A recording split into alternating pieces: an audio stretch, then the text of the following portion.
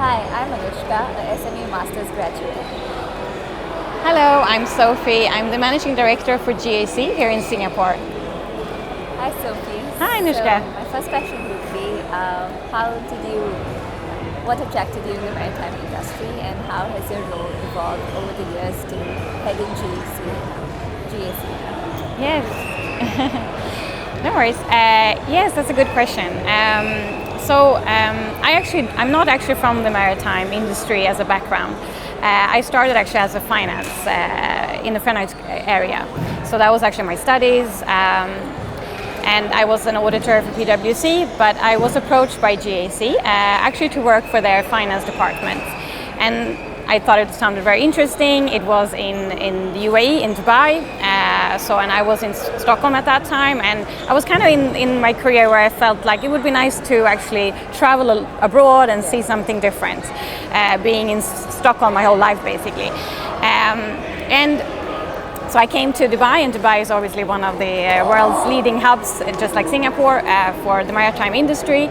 And coming in the finance area, I started, of course, being approached by all these different areas in the organization, and seeing, of course, all the profit and loss. I got very interested in the business and seeing how vibrant it is. And I saw that all my colleagues were like always working on a lot of different exciting projects. And because of that, I kind of said that I want to get in more into the business. And that led me into now then leading GAC Singapore and overseeing the full business of both shipping and logistics. So how would you say that working in different countries, how has it impacted the way you work, or the way you maybe handle different people from different cultures? Yeah, so I think that's probably the most important thing by working in a multinational organization, and probably the most challenging thing.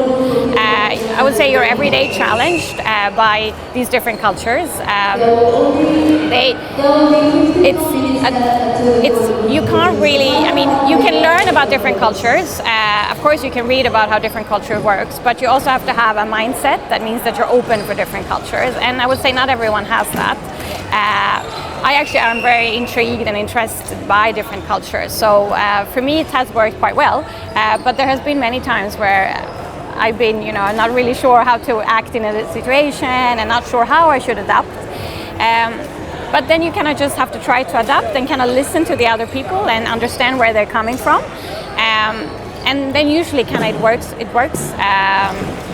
But there has been instances, of course, when it's been challenging. And I would say also there has been times where I felt that I also have to believe in my old culture and my old heritage, where I feel like I want to bring the Swedish culture into wherever I've been in the world, because I do believe in those corporate cultures as well and the core values. But that's because I believe that we listen to people, we have respect for people, and those kind of cultures I want to, of course, bring in. So I adapt, but I also but I also speak about, exactly, blend that in as well. And that's something I will not move. Like if anyone tries me to move on that, I will not do that. I will stand firm on those, what I believe in. That's really nice, and I think living here in Singapore for the last 15 years, it's also sort of made me appreciate a lot of different cultures and how they blend in together as well. Oh, definitely. I mean, that's what Singapore is all about, right? And that's why I like this event today. It's like Singapore and Sweden coming together, celebrating it in the form of this floorball that we both like playing. But it's so much more than that, right? We're both countries that are very open to different cultures. I mean, Singapore is that's how it's founded, right? With all these different nationalities coming together. And so I believe that Sweden mixes in very well in that. I think our core values are very similar. So coming here to Singapore has actually not been that difficult, to be honest. I think I was more sometimes challenged in the Middle East a little bit more when I was there. And with maritime industry specifically, over the few years, what changes have you seen, or what new trends and patterns do you see forthcoming in the social and environmental responsibility sector? Yes, so I would say that the maritime industry, they are a little bit conservative still. different ship owners and oil companies and oil majors, they are trying out their new things. I mean, everybody wants to see how they can transition, of course, to a more sustainable fuel. So whether it be biofuel or hydrogen or ammoniac, they're all trying a bit, and LNG has now been the fuel that they've been transitioning with. But of course we have to move away from LNG eventually as well. So I would say that the industry is moving quite slowly. Everybody's trying out their own thing. I think IMO is trying to do things, but I would say that EU is the one who's probably moved the fastest. And I think it was last year they also introduced or put in the included the maritime industry into this emission trading system. So now they intensify ship owners, and every vessel that comes into a European port above 5,000, I think is gross tonnage, will have to be part of this system, and they have to report their emissions. And they do this, it of course intensifies then if they have more cleaner fuels, it will be cheaper for them to trade in Europe. So I do really see that that is changing, of course, the landscape, and I believe that, of course, the rest of the world will have to kind of follow suit eventually. So I like to see how EU is like pushing it. But I think still there's so many challenges still, because of course there's the infrastructure, the port infrastructure. The bigger ports, of course, like Singapore, Rotterdam, I mean, they are quite geared up for this, and that's what I like what MPA is doing. They're welcoming everyone here and saying, okay, we are going to try to facilitate. If you have ammonia fuel, you need hydrogen, or you need LNG, we're going to be a hub for that, and the biofuels as well. But of course, not every other port has that infrastructure. So there's so much still to do in that area, and I think that's what's becoming a big challenge. I think we need more legislation in order to actually really push this forward, and hopefully it will come. But that I would say out of the environmental aspect. When it comes to a social aspect, I would like to highlight a little bit of a thing that GAC is doing together actually with Shell. So we have a project together, and it's also together with the Mission to Seafarers, which is a charity organization that takes care of all around the world. They take care of the seafarers basically, and we have together formed a working group, and we're working with shore leave because when COVID hit, all the seafarers, they were not really able to obviously go on shore, so they had to stay at sea for many months. And now we are obviously well out of COVID, but it's still kind of living on a little bit. So the seafarers, they don't always get a chance to go on shore, so they are stuck on the vessel actually basically, while they actually have time to get off. But it's more like, it's a little bit of an organization to organize everything. So we, together with Shell and Mission to Seafarer, we are as a ship agent helping them facilitate this. So we're arranging the launches so they can go on shore, and we are also together with Mission to Seafarer arranging for a bus that can take them around wherever they want to go in Singapore, and then take them back and then back on the vessel. So they can do like a day trip of this, and it might sound as a quite small thing, because it is not such a big thing to do, because it's just about organizing this. But it's just been a thing that hasn't really been done. And now that we have started doing it, we have seen that it actually had quite a bit of an impact actually here in Singapore. And I've had a lot of ship owners coming up and asking, like, how did you do this? Because we know that a lot of terminals, they might not always be able to. Exactly. So they might sometimes say no, and the agents might sometimes say no, and then the owners are like, oh, but it's too difficult, so let's just not do it because of that. So like they've been asking us, how did you overcome these things? And for me, it's just like about us coming together and doing it. And this is something I want to spread this more in Singapore, and we would like to take it, of course, to other places as well, other ports, because it's definitely something we can so easily do. But of course, we rely a lot on these charity organizations, and that's why, of course, they're doing, Mission to Seafarer also doing a great job here. But so that's something that I just wanted to highlight, because that's out of a social aspect, right? Yeah. That's great. And just like the environment, there's a lot of digitalization and platforms like Visa or GSF that are coming in to sort of help companies understand their emissions and deal with it. So what are your thoughts on that? Is it a good step, or is it still, there are challenges coming with it as well? I mean, it's definitely a good step.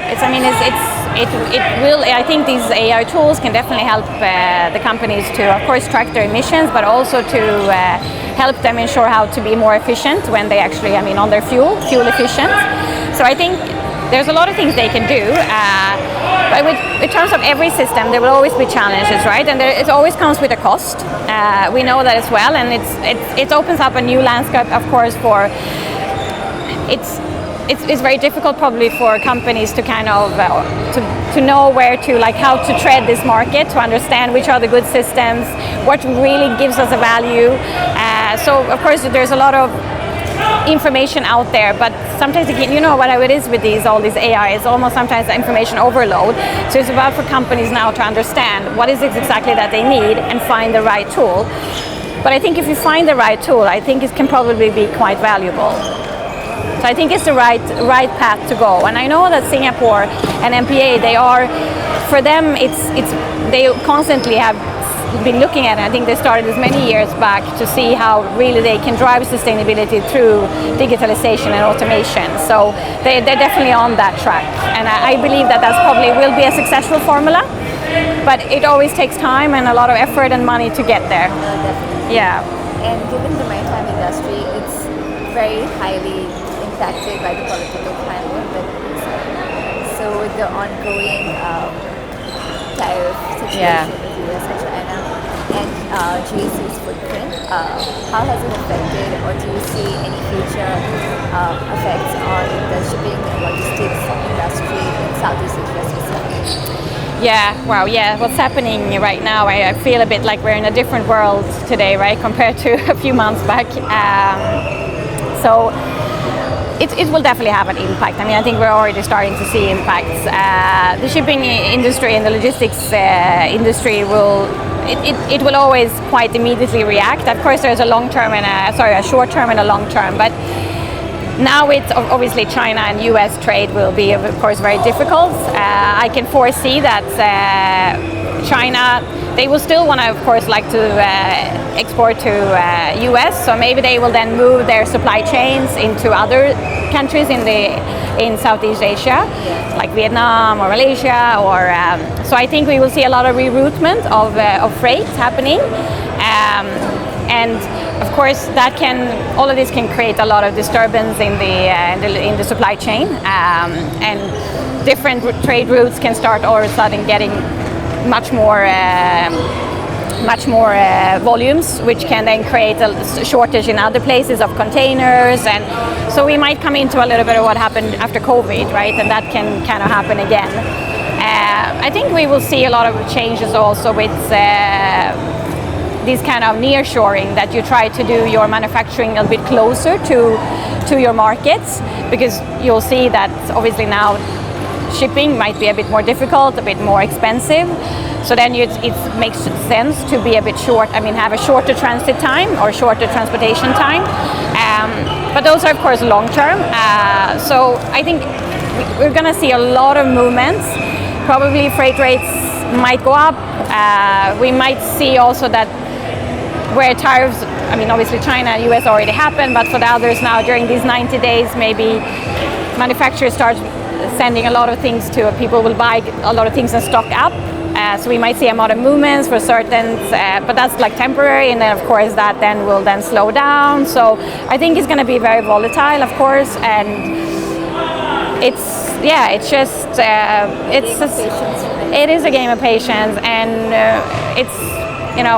a lot of things are going to happen, but exactly how it's going to happen, that crystal ball would be nice to have, and who knows what Mr. Trump has in up his sleeve next time also. But a very different future, I think, for the supply chain, and we have to adopt. I think the supply chain always has to adopt very quickly. The more you are ahead of the game and adopting, the better you're going to survive, right? For sure. Just to end our conversation with, maritime traditionally has been a very male-dominated industry. So how have you seen roles change, or diversity or inclusion efforts change for women specifically? And if any advice you have for young professionals and fresh graduates that are trying to get into this space or understand more about the maritime industry? Yes, so that's a very interesting question about the equality, the gender equality. Yeah, it has historically, of course, been a very male-dominated industry. I think it is changing, just like any industry is changing. It is a bit conservative. The shipping industry is a bit conservative, so it's been taking quite some time. But I do see now that there is, of course, much more women in higher up in board of directors. So it's moving in that direction. I think also I must say, since I came to Singapore, I feel like Singapore is doing a very good job in equality. They are really trying to push it. So it is changing, but still it is a bit of a male-dominated industry still. Yeah. So that we have to constantly try to change. But there are these amazing organizations like Vista, which is the women in the maritime industry. They're doing a good job, and there's a lot of actually very high. Absolutely. So coming to your second one about the advice for young graduates, I think talking about supply chain, it's just about what's happening right now in the world with these tariffs. Yes, we can have every opinion we want about that, but it will create a lot of jobs for the supply chain industry, right? We will need a lot of people in supply chain because that will be crucial for every company. If they want to survive, they need to have a strong supply chain. So I think that will be more and more important. You need to be able to plan that. So I think we will probably see companies even gearing up more on their supply chain. So I think it can create actually a little bit of opportunities in that way. Even though this is a bit of a strange situation we're in, but still there will always be opportunities within these things. So I think there will be jobs definitely for young graduates.